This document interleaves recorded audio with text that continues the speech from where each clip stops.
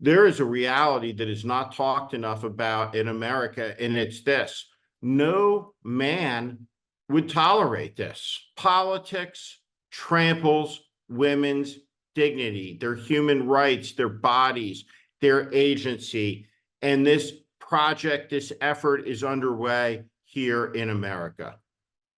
It must be opposed. It must be stopped. It is April the 8th. 210 days remain until the American people decide who the next president of the United States will be. This is the warning.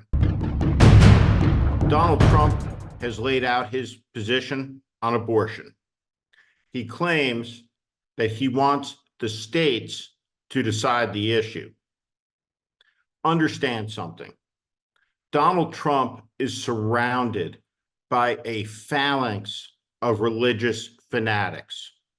People like Jerry Falwell Jr., people like Pastor Paula, people who are fraudsters, people who are extremists, people who do not believe in the separation of church and state, which is one of the greatest achievements for human freedom in all of the annals of human history.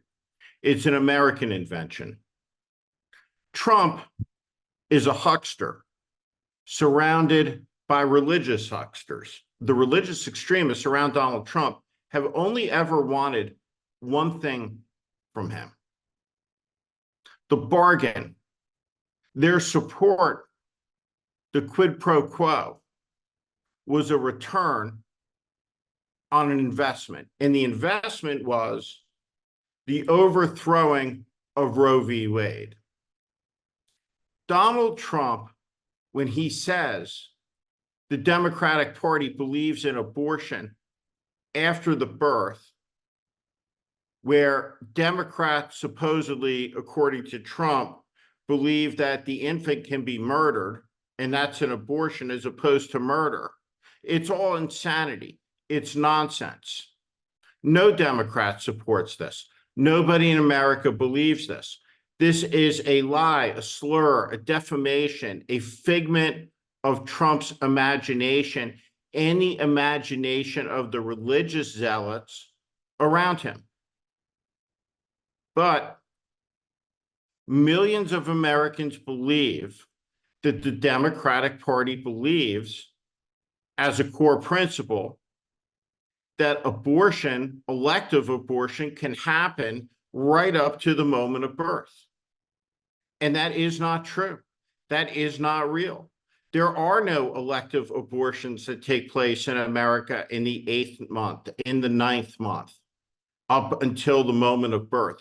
There are tragic circumstances that require medical intervention for non-viable pregnancies, tragedies late in the pregnancy where a husband and wife go to the doctor together and they learn that the child they were expecting, that they had laid out the room for, built the crib for, was catastrophically deformed, not viable, unable to take their first breath and survive.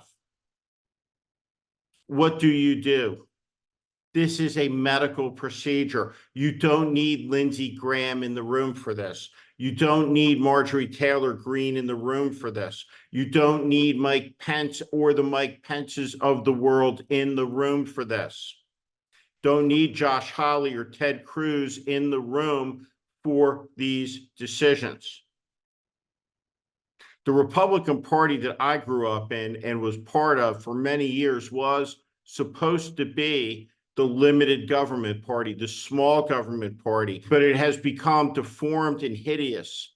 It is the ultimate big government party. It is the big government party that can't stop looking, that can't stop peering, can't stop peeping through the bedroom windows. And always there is a lust for control over women, over their bodies, over their reproductive organs, over their rights, their autonomy, the pills they can take, the medical procedures they may have, the advice that their doctors are allowed to or not allowed to give. There is a reality that is not talked enough about in America, and it's this: no man would tolerate this. It is not conceivable that men would tolerate a political regime where there is a constant imposition by politicians of their sensibilities on our male bodies. We would not abide it. For thousands of years of history, it would not be tolerated. Yet, in American culture and in cultures all over the world, politics tramples women's dignity, their human rights, their bodies, their agency. And this project, this effort is underway here in America. It must be opposed. It must be stopped. What Donald Trump is saying about abortion is untrue. It's hideously untrue.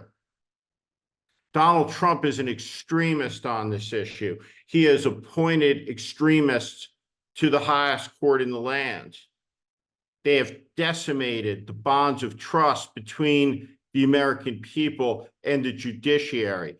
They have eradicated belief in fairness, in the concept of the rule of law through their interference, their intervention, their constant playing of politics. Donald Trump is trying to find a middle position on this abortion question. He is the person who has instigated the extremism.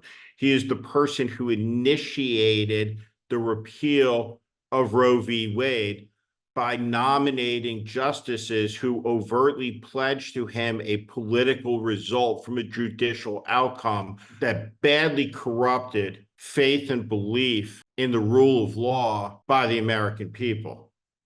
It was a terrible decision by Trump, who has constantly tried to play a double game on these social issues. This is all related. When he says there are good people on both sides, meaning the Nazis at Charlottesville, it's a wink and nod. And now on this issue of abortion, what he's trying to signal is that he's not Mike Johnson. He doesn't believe that people and dinosaurs were walking around together 5,000 years ago. What Trump is trying to say is that he's a moderating influence against the extremists. You can trust him. He'll keep them in check. So this is a wink and nod double game where Trump is appeasing his base and also trying to deceive moderates into saying that, hey, when it comes to this position, I'm not on the side of people that want to make abortion illegal, though the fact that abortion is on its way to being illegal, and there's a legal regime that now says that women who have an abortion are criminals in a lot of states, and that doctors may be prosecuted, and other people involved may be prosecuted. This is as a result of Trumpism. This is his achievement. It is his accomplishment. He can't walk away from it, but he's trying to mitigate it rhetorically. Does President Biden's criticism of Donald Trump measure up? When President Biden says Donald Trump, when he becomes president again, if he does, will sign immediately legislation that bans abortion, of course he's telling the truth. Donald Trump does not believe American women should be able to have a direct relationship with a doctor. He believes politicians should be engaged, need to be involved, need to be in the middle of it. And this dogma, this doctrine that says women in America need a male guardian, a custodianship of sort, a political consulting of sorts about what to do with their bodies, is an extremely extreme position.